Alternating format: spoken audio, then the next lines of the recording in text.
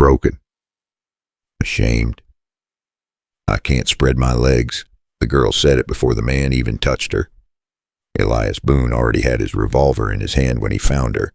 She lay twisted in the dry yellow grass beside the Pecos River, breathing hard, her dress torn, her bare legs shaking so badly she could not even try to stand. When Elias stepped closer, she dragged herself backward through the grass. Her eyes were wide with raw terror. "Please," she whispered, "don't make me." The wind moved slowly across the riverbank. Late summer light spilled across the cottonwoods and the quiet water behind them. From far away, the scene would have looked wrong. A 51-year-old rancher, a young woman on the ground, his hand moving toward her legs, nobody else for miles. Elias Boone stopped moving. He had lived in New Mexico territory long enough to know how things could look. And he had lived long enough to know fear when he saw it. This girl was not afraid of him because he was a stranger. She was afraid of every man on earth. "I ain't gonna hurt you," Elias said quietly. The girl shook her head weakly. Her hands clutched the grass like she expected someone to drag her away again. "You don't understand," she whispered. Her voice trembled. "I can't spread my legs." Elias lowered the revolver and slid it back into the holster. Then he crouched slowly so she could see every movement. The girl's breathing grew faster as he moved closer. "Easy now," Elias said. He reached down carefully and touched her knee. The reaction came instantly. Her whole body jerked in pain, her muscles locked tight. Elias saw the swelling in her knee, the bruising along her thigh. Her hip looked stiff too, like she had hit the ground hard after jumping from a moving wagon. And then he noticed something else, thin red marks around both ankles. Old rope burns, not the kind a girl got from stumbling through river grass, the kind a man left behind when he meant to keep her. Elias felt his stomach tighten. This girl had not simply fallen. Someone had tied her. For a long time. "You run from a wagon?" Elias asked. The girl hesitated. Then she gave a small nod. Tears ran down the side of her face into the dust. Elias looked across the empty riverbank. The Pecos River rolled quietly behind them. No wagons, no riders, but whoever she ran from would notice soon enough. "You got a name?" Elias asked. The girl swallowed. "Clara." Her voice barely carried. "Clara Bell." Elias nodded once. "All right, Clara." He slid one arm behind her back and another beneath her legs. The moment he lifted her, she cried out. Her hands grabbed his shirt. "Don't take me back," she said desperately. "I'm not." Elias answered. He carried her slowly toward his horse. Each step made her wince. She was light, too light, like someone who had not eaten properly in days. The horse shifted as Elias lifted her into the saddle. The air smelled of dry grass, river water, and horse sweat. Clara held onto the horn weakly while Elias climbed up behind her. The ranch was not far, 2 miles across open grass, a small wooden house near a line of cottonwood trees, far enough from the main road that most travelers never noticed it. As the horse began walking, Clara leaned back slightly against Elias. For a moment, she seemed to drift. Then she spoke again. They move girls from one room to another, one town to the next, until nobody asks where they came from. Elias didn't answer. He simply kept the horse moving. The sun sank lower behind the river. Crickets began chirping in the grass. Clara spoke in broken pieces, then stopped twice like the words hurt coming out. "I thought it was a job. Santa Rosa, a restaurant near the station." Her breathing grew uneven, but it wasn't. They sold us, and that was the moment the world seemed to get smaller. Elias did not say a word, but something hard settled behind his eyes. Out on the frontier, folks like to pretend bad things happened far away, in somebody else's town, to somebody else's daughter, but evil had a way of riding quiet roads and knocking on plain doors, and sometimes it arrived looking like work, supper, or chance at a better life. Elias tightened the reins slightly. He had heard rumors, whispers in towns along the Pecos River, girls arriving for work, girls disappearing, but rumors were one thing. Holding a terrified survivor in your arms was another. By the time they reached the ranch, the sky had turned dark blue. Elias carried Clara inside the small house and laid her carefully on the bed. Then he stepped outside and walked across the yard. A lantern already glowed in the nearby cabin. Martha Quinn opened the door before he knocked. She'd lived next to Elias for years, old enough to speak plainly. "What did you bring home this time?" she asked. "A girl," Elias said. "She's hurt." Martha grabbed her medical bag without asking another question. When they returned, Clara lay still on the bed. Her eyes opened slowly as Martha examined her legs and gave her a little water with a few drops of laudanum in it. Martha pressed gently along the knee and hip. "Nothing broken," she said. "But she was tied up too long." After a moment, she whispered again. "They'll come." Martha looked up. "Who will?" Claire's voice trembled. "The men who move the wagons." Elias stepped outside onto the porch. Night had settled across the open land. The Pecos River whispered somewhere in the darkness. For several long seconds, everything was still. Then Elias saw it, far out beyond the grass, a small light, moving slowly across the field. A lantern, searching. Elias Boone didn't move. Men didn't cross open land at night unless they were looking for something or someone. Inside the house, Clara whispered weakly, "They'll find me." Elias kept watching the lantern. The rider holding it stopped for a moment, as if studying the land. Then the light began moving again. Straight toward the ranch. Before this story continues, a quick word for those listening tonight. This tale comes from scattered frontier records and old local stories carefully gathered and reeled. A few moments have been expanded so the danger, the lesson, and the human choices come through more clearly. All visual images used with this story are created with AI to help bring the Old West to life. If this kind of story is not for you tonight, rest easy and take care of yourself. But if it stirs your curiosity, stay with me. This one has only just begun. Because Elias Boone was suddenly certain of something. Men were crossing the Pecos River at night to hunt that girl, which meant Clara Bell had not escaped one cruel man. She had escaped something far worse. So the real question was this. How many riders were already coming through the darkness to take her back? The lantern kept moving, slow, careful. Elias Boone stood on the porch without breathing too loud. Out here, a man learned early that night carried sound farther than daylight. One careless step could seem to travel half a mile across open grass. The rider with the lantern stopped again. Then the light lifted higher, like the man was looking straight toward the ranch house. Elias felt the old instinct wake up inside his chest. Trouble had come before, years ago, when he still rode part-time as a deputy along the freight road south of Santa Rosa. He had learned to recognize the shape of it. And right now, trouble was riding across his land. Inside the house, Clara made a small sound of pain. Martha glanced toward the door. "Someone out there?" she asked quietly. Elias didn't answer right away. He stepped down from the porch and walked slowly to the fence line where the darkness thickened. The lantern was closer now, still moving, still searching. Elias rested one arm on the fence and waited. A man rode into the edge of the moonlight. Young, hard-looking. Hat pulled low. The lantern swung from his saddle. The horse stopped about 30 yards away. For a few seconds, neither man spoke. Finally, the rider called out, "You seen a girl come through here?" Not a question, more like a test. Elias kept his voice calm. "What kind of girl?"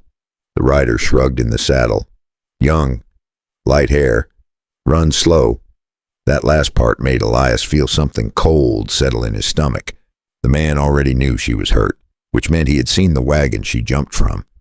Or worse, he had been riding behind it. Elias spat into the dirt beside the fence. "Ain't seen anybody tonight." The rider studied him. A long, quiet moment passed. Then the man nudged his horse a few steps closer. "You sure about that?" Elias didn't move. "I don't miss much on my land." The rider's eyes narrowed slightly. For a second, Elias thought the man might reach for the rifle tied to his saddle. Instead, the rider leaned down and lifted something from a leather bag, a strip of rope, cut at one end, the same kind used to tie a prisoner's ankles. Girl slipped a wagon about 2 miles east of here, the rider said. Boss wants her back. Elias shrugged slowly. Then you best keep riding east. The rider looked at him another long second. Then he smiled, not friendly, just a thin little smile that never reached his eyes. We'll find her. He turned the horse. The lantern began moving again across the dark grass, but this time it didn't go east. It circled wide, like the man planned to search the land piece by piece. Elias waited until the lantern disappeared behind a line of low hills. Then he walked back toward the house. Martha was waiting in the doorway. "He buying that story?" she asked. "No," Martha sighed. "Didn't think so." Inside the house, Clara tried to sit up when Elias entered. The movement made her wince. Her legs still would not move right. "They found me," she said weakly. Elias shook his head. "Not yet." Clara's hands tightened in the blanket. "They always do." Elias pulled a chair beside the bed and sat down. He studied her face for a moment. "You said they move girls in wagons." Clara nodded slowly. "From one house to another. Santa Rosa, then Las Vegas. Sometimes a saloon room first, then a bigger house." Her voice faded again. "They keep us quiet." Elias leaned forward. "How many men?" Clara stared at the ceiling like she was trying to remember something she wished she could forget. "I don't know. But there's always a man who checks the papers, not the drivers. A different one." That caught Elias's attention. "What kind of man?" Clara swallowed. "Dressed nice, clean coat. He talks soft, but everyone listens." Elias nodded slowly. Men like that usually sat near the money, not near the mud. Not the rough riders chasing wagons in the dark. The ones with clean coats and quiet voices were often the ones worth fearing. Clara turned her head toward him. "If he finds me, they'll send me somewhere worse." Elias didn't ask what worse meant. He had lived in the territory long enough to know there were places nobody came back from. Outside, a horse snorted softly in the barn. The sound carried through the night air. Elias stood and walked to the window. Darkness covered the open fields now, but somewhere out there that lantern rider was still circling, looking, waiting for a mistake. He had tried to build a quiet life out there, but trouble had a way of finding men who once stood in its path. He looked back toward the bed. Clara watched him carefully now, like she was trying to guess what kind of man he really was. Elias spoke finally. "You're staying here tonight?" Clara blinked. "Why?" Elias gave a small, tired shrug. "Because I already lied to that rider." Clara frowned slightly. "And?" Elias allowed the faintest hint of dry humor in his voice. "And I hate being called a liar." For the first time since he found her, Clara almost smiled. It vanished quickly. But it was there. Martha noticed it too. "Well," Martha said, "if trouble's coming, we might as well get ready for it." She blew out one lantern and lit another brighter one. Elias stepped back onto the porch. Somewhere far across the grass, a horse whinnied. Then came something else. Faint, distant, more hooves. Not one rider. Several. Elias Boone felt the weight of the coming night settle on his shoulders, because men who hunted girls across the Pecos River didn't ride alone for long. And by morning, this quiet little ranch might be the most dangerous place in the territory, because men do not cross the Pecos River at night for a runaway, unless someone important wants her back. And Elias Boone was starting to understand that Clara Bell had not just escaped a cruel room, she had escaped a business. If you enjoy old Western stories like this, consider subscribing to the channel. And if you're listening tonight, leave a comment and tell me what time it is where you are and what town you're listening from. Now, the question waiting out there in the dark was simple. If riders were already crossing the Pecos River for Clara Bell, what kind of man was the one they called boss? Because men do not ride the Pecos at night for pity. They ride for money, for fear, for whatever secret is worth more than a human life. And Elias Boone knew one thing already. A girl like Clara did not bring riders to a lonely ranch unless someone powerful stood behind them. The kind of man who stayed clean while other men did the dirty work. The kind of man who never raised his voice because he never had to. The sound of hooves carried across the grass long after Elias stepped off the porch. More than one rider now, maybe 3, maybe 4. Hard to tell in the dark. Out on the plains, sound could travel in strange ways. Elias stood there a moment, listening. Then he turned and went back inside. Martha looked up from the stove. "You hear that too?" she asked. Elias nodded. More riders. Claire lay still on the bed, watching his face carefully. Fear had a way of sharpening a person's eyes. She could already tell something had changed. "They're coming," she whispered. Elias shook his head once. Not yet. He walked to the small table and poured water from a tin pitcher. Then he handed the cup to Clara. Her hands trembled as she drank. For a moment, the room stayed quiet except for the wind pushing against the walls. Finally, Elias spoke. "You said Santa Rosa." Clara nodded slowly. "I went there for work." "What kind of work?" "A restaurant job." Her voice sounded tired now. "That's what they told me." Elias leaned back in the chair. Men had been lying to girls with promises like that since before he was born. And instead, Claire looked down at the blanket. "They took us in a wagon." That word made Martha glance up from the stove. "Us." Elias caught it too. "How many?" Claire swallowed. "3 of us." At first, Elias felt something tighten in his chest. Clara nodded slowly. "They stopped outside Las Vegas. There was another house. More girls. Different wagons. Different drivers." Elias rubbed his chin. That meant it was organized enough to be dangerous, not just one man grabbing girls off roads. A line of houses, drivers, and men getting paid to look the other way. He asked quietly, "Who ran that house?" Clara took a long breath. "A woman. Tall, dark hair, keys on her belt." Martha frowned. "Like a boarding housekeeper." Clara shook her head. "No, like a jailer." After a moment, she added one more name, May. Elias said nothing, but he remembered it. May Hollow. He had heard the name once or twice in whiskey talk, never with enough proof to act on it. Clara shifted on the bed and winced. "They kept us upstairs, windows nailed shut, and there was always one man checking papers." Elias nodded slowly. "The one in the clean coat?" Clara looked at him. "Yes. I heard his name once." "Silas," Martha muttered softly. "Lord help us." Elias did not speak. Men like Silas did not dirty their boots unless money was involved. They handled the books, the payments, and the quiet arrangements between houses. Other men did the ugly work. Clara went on. "The night I ran, 2 new girls came in. One was barely older than 16. They were arguing downstairs. Money, debts." "And which house was taking girls next?" Elias watched her carefully. "And Silas." Clara gave a small nod. "He keeps a ledger. A red one. Names, payments, what girls owed, and where they were sent next." Elias felt the weight of those words. A ledger like that would not prove every sin in the territory, but it could tie May, the drivers, and the transfer houses together, and men like Silas did not leave that kind of book lying around, which meant it was hidden somewhere close to the trade. Clara continued, "I wasn't supposed to hear that. They thought we were asleep." She took a shaky breath. "Next morning, they tied my legs before the wagon left."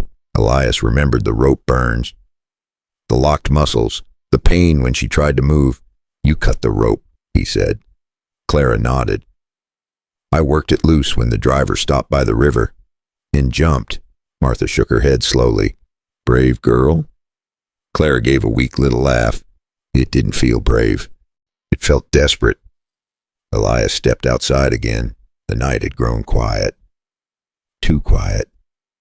The riders were no longer circling wide. They had stopped somewhere out there, waiting, watching. He could feel it, like wolves testing a fence. Inside the house, Clara called out softly, "Elias." He turned back toward the door. "What?" Her voice was almost a whisper now. "If they take me back, they'll move the other girls too. That thought settled heavy in the air, because now Elias Boone understood something very clearly. This was not just about hiding a runaway girl. Somewhere out there was a red ledger. And if that ledger truly tied the drivers, the houses, and the money together, then the next move Elias Boone made could either help those girls or get them all killed. And the worst part was this. Elias Boone had just realized he might already know where the first wagon was headed next. The night grew heavier after Claire spoke those words. Elias Boone stood on the porch for a long moment, staring into the dark fields beyond the ranch. A red ledger, names, debts, payments, houses. That was not the kind of thing a small gang kept for long unless they believed nobody could ever take it from them, which meant the man named Silas was either very careful or very powerful. Elias stepped down from the porch and walked toward the barn. Inside, the horses shifted quietly in their stalls. He ran a hand along the neck of the old bay gelding he had ridden for years. The horse snorted softly. "You hear them too," Elias murmured. The horse flicked its ears toward the dark fields. Far away, a coyote cried out.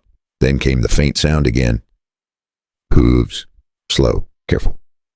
The riders were still out there, but they were not rushing the ranch. They were waiting. Even hard men thought twice before storming a ranch house at night if they did not know who else might be inside with a rifle. That meant something else was happening. Elias stepped back outside and looked toward the hills beyond the grass. Those men were not just searching anymore. They were watching, trying to see if anyone left the ranch, or if anyone tried to run. Inside the house, Martha was wrapping a fresh cloth around Claire's knee. Claire's face tightened with pain, but she didn't complain. Elias stepped inside. "They ain't coming yet," he said. Martha looked up. "Why wait?" Elias shrugged. "They're not sure she's here." Claire looked at him carefully. "And if they find out," Elias answered plainly, "then they ride straight through the door." Martha muttered something under her breath that sounded like a prayer. Clara lay back against the pillow. Her voice came quietly. "You should send me away." Elias shook his head immediately. "Too late for that." Clara frowned. "What do you mean?" Elias pulled out the chair again and sat beside the bed. "That rider already saw me." "If you disappear now, they'll know I lied." Clara went quiet for a second. "So I ruined your quiet life." Elias allowed a small, tired smile.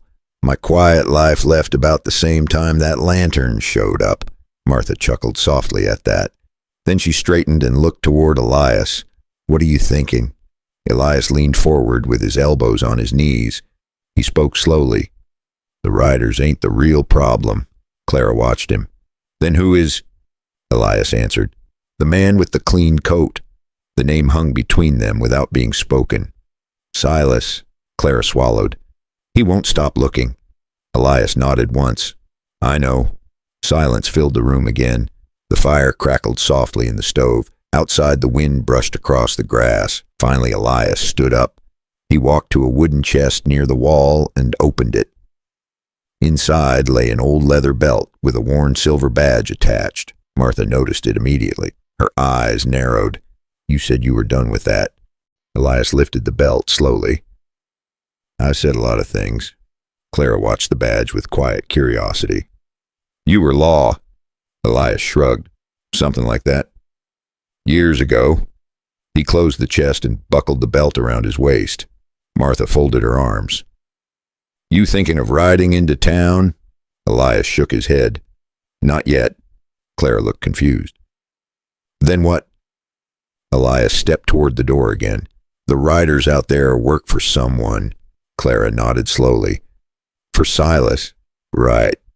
Elias opened the door and looked once more into the dark fields. "Men like that don't send riders all night for one runaway girl." Clara's brow tightened. "What do you mean?" Elias turned back toward her. "It means something about you matters more than they told those riders." Clara sat up slightly despite the pain. "I don't know anything important." Elias studied her carefully. "You heard about the red ledger?" Clara hesitated. "Just a few words." "That might be enough." Martha stepped closer. "You thinking of going after it?" Elias gave a quiet sigh. "Not yet." Clara watched him carefully. What then? Elias walked to the window again. The dark hills beyond the ranch looked peaceful from a distance, but he knew better. Somewhere out there, men were riding slow circles around his land, waiting for morning, waiting for someone to slip. Finally, Elias spoke. "We watch tonight." Martha raised an eyebrow. "That's the plan?" Elias nodded. "Tonight we stay quiet, and tomorrow—" He didn't finish the sentence right away. Clara leaned forward slightly. "And tomorrow, what?" Elias turned toward her again. "Tomorrow we find out where the next wagon goes." Clara's face went pale. "You can't." Elias gave a small, dry smile. "You jumped out of one wagon already." Clara looked down at her injured legs. "I can barely walk." Elias nodded. "Which means those riders out there ain't expecting you to help stop them." That idea seemed to confuse her. Martha understood first.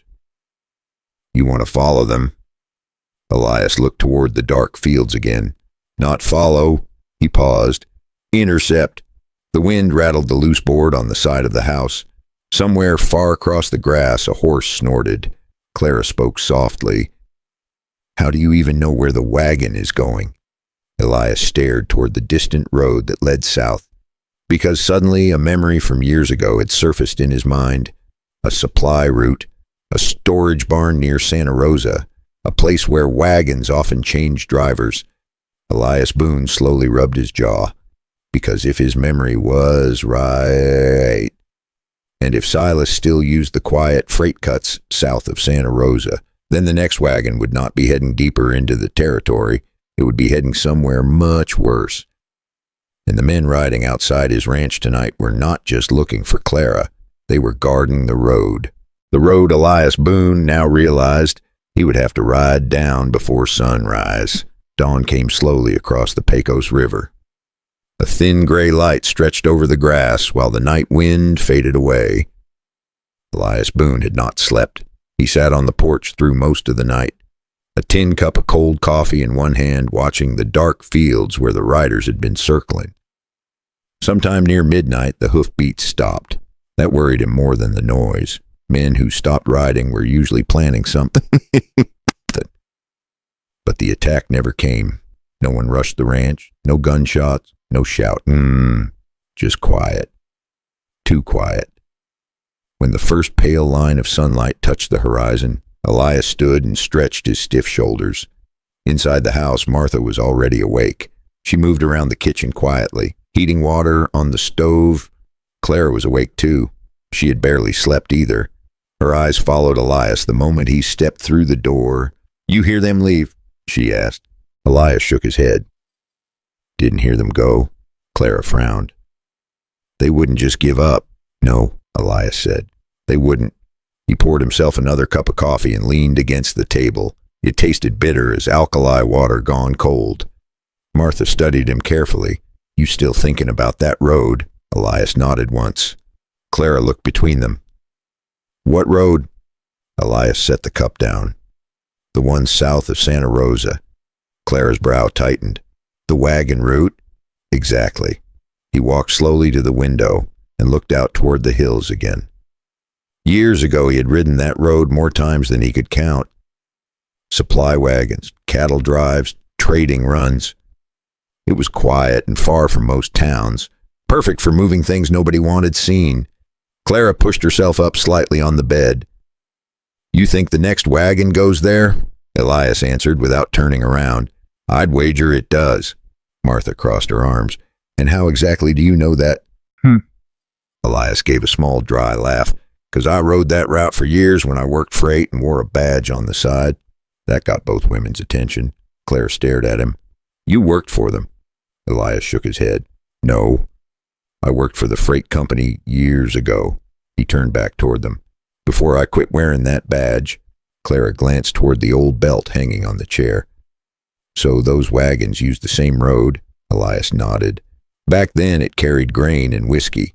Now it carries things decent men pretend not to see." The words sat heavy in the room. Martha shook her head slowly.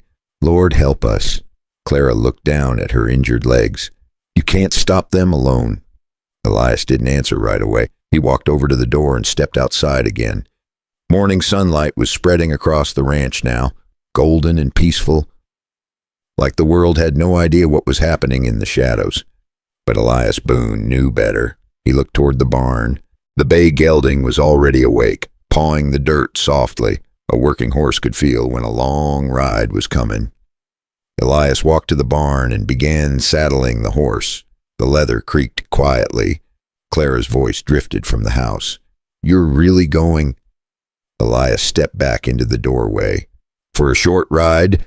Clara tried to swing her legs off the bed, but the pain stopped her. "You can't face them alone." Elias shrugged. "I'm not planning to face anybody." Clara stared at him. "Then what are you planning?" Elias gave the faintest hint of a smile. "I'm planning to look." But Elias knew men often lied to themselves with words like that. A man said he was only looking. Then he saw too much. Then he heard one cry too many. And before long, he was standing where trouble lived, with dust on his boots and a hand drifting toward his gun. Martha knew it too.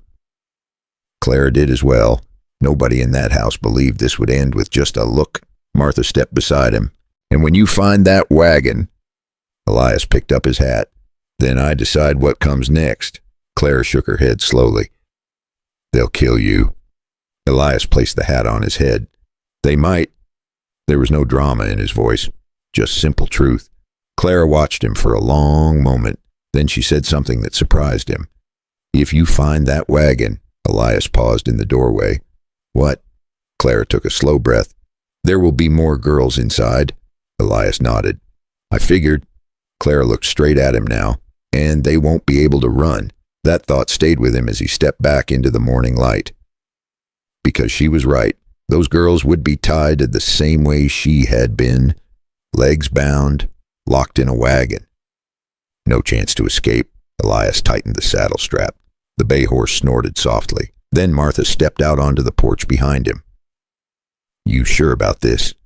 Elias climbed into the saddle. "No." Martha nodded slowly. "Good."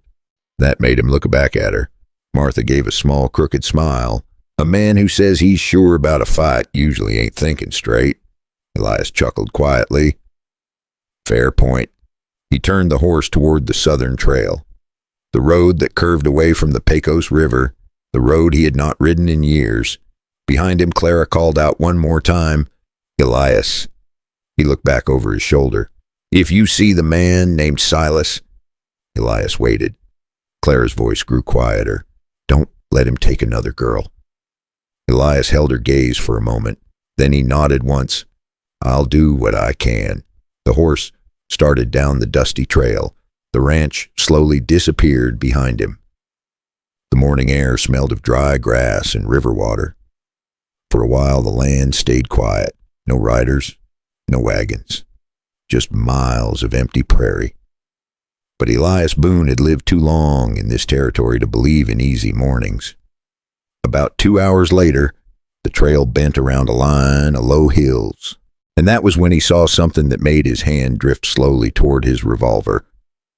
Fresh wagon tracks and wide ones, heavy, and not far behind those tracks, another set of hoof prints, several riders, guarding the road, which meant the wagon carrying the next group of girls was already moving. And if Elias Boone wanted any chance of stopping it, he was about to ride straight into the middle of Silas Creed's operation.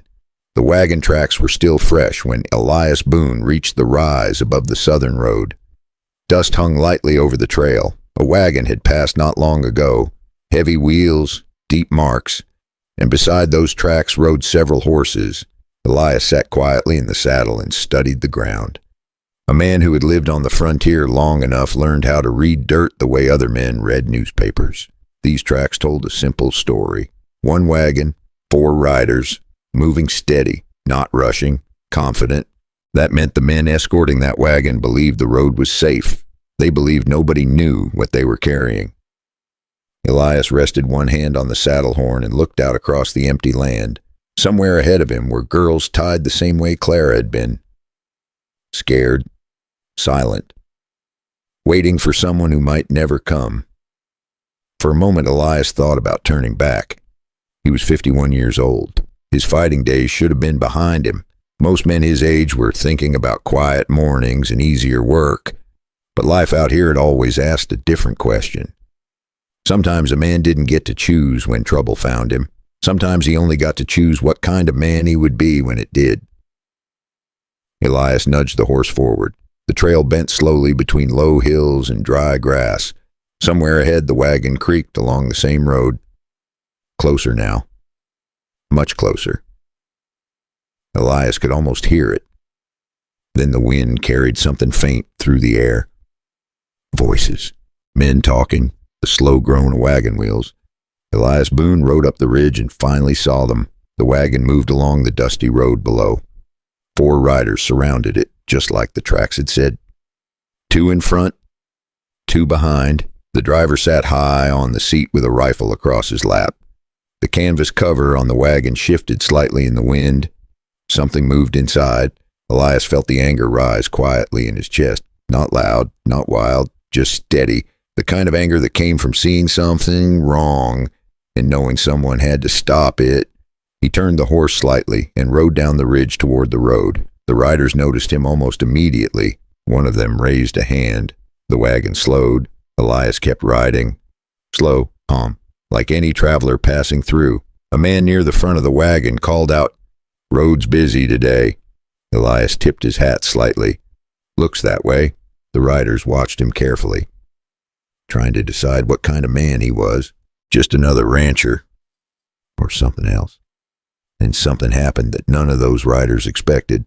The canvas at the back of the wagon shifted again, and a small hand pushed through the opening, just for a second, just long enough for Elias Boone to see it. A girl's hand, thin, shaking. That was enough. Elias Boone stopped the horse in the middle of the road. The riders looked at each other. One of them asked, "You lost or something, old man?" Elias rested his hand near his revolver. "No." His voice was calm. "I believe I found exactly what I was looking for." And right there on that dusty road, the quiet part of Elias Boone's life came to an end. He had seen the hand inside that wagon. He knew what was under that canvas, and the men around it were about to learn that the old rancher in the road was not just another traveler. The first rider reached for his rifle. The girl inside the wagon struck the canvas again, and before the dust settled on that road, Elias Boone would have to decide whether he was still the kind of man who drew first for strangers. That part of the tale belongs to the next fire. Tonight, it is enough to know he did not turn his horse away. Now I want to step out of the story for just a moment and speak to you directly. Stories like this one remind me of something simple about life. Most of us will never ride into gunfire or stop a wagon on a dusty road. But we all face moments where we see something wrong, a moment where we can look away or step forward, and in those quiet moments we choose what kind of person we become. I often think about men like Elias Boone, not because they were perfect, but because they made a decision when it mattered. They stood up when it would have been easier to stay quiet. Maybe you have faced moments like that in your own life. Maybe you will face one tomorrow. So here's a question worth asking yourself. When the moment comes, will you ride past or will you stop? Another thing this story reminds me is how powerful one choice can be. One man stopping on one road. One decision to help someone who cannot help themselves. Sometimes that single moment becomes the turning point in a life. Maybe even many lives. If you have ever helped someone when it was difficult or stood up for someone who needed it, then you already understand that feeling. And if this story moved you in some way tonight, take a second to show that support. Press the like button so more people can discover these stories. And if you enjoy listening to real frontier tales and stories about courage and human choices, consider subscribing to the channel. Every subscription helps keep these stories alive. And before you go, I would love to hear from you. Tell me in the comments where you are listening from tonight and what time it is where you are. I always enjoy seeing how far these stories travel across the world. Because in the end, stories like this are not just about the past. They are about the choices we make today. And sometimes the road ahead of us looks quiet and ordinary, just a stretch of dust and sunlight, until the moment comes when someone has to stand in the road and decide that enough is enough.